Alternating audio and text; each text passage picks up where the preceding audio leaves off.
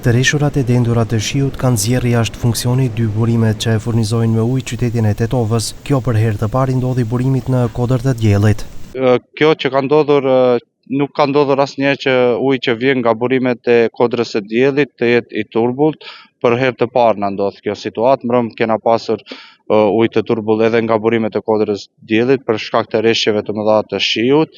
Siç dini, jashtë funksionit është filterstacioni i Tetovës, nga i cili marrim 150 litra ujë në sekond, por për momentin kemi diku te 240 litra vetëm nga burimet e kodrës së diellit dhe mundona me atë që ta furnizojmë qytetin.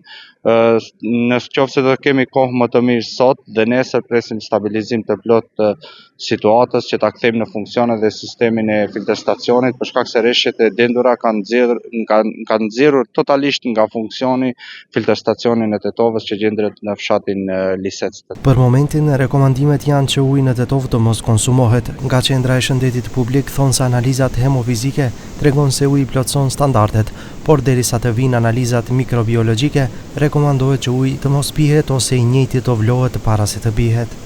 Първичните физичко-хемijske анализи на водата за пиење одговараат на правилникот за безбедност на вода за пиење, а микробиолошките анализи ги чекаме и до завршување на истите сепак останува препораката да се користи или превриена или флаширана вода.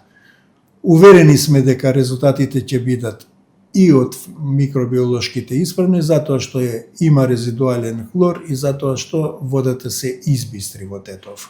Burimi i cili furnizon Tetovën nga Leshnica është jashtë funksioni për shkak se i njëjti e merr ujin nga lumi dhe kjo bën që gjethet që bien në lum ta bllokojnë furnizimin, por edhe stacionin filtrues. Tetova ka probleme ujin e pishëm, veçanërisht në vjesht dhe në dimër kur ka të reshurat të shiut dhe të borës.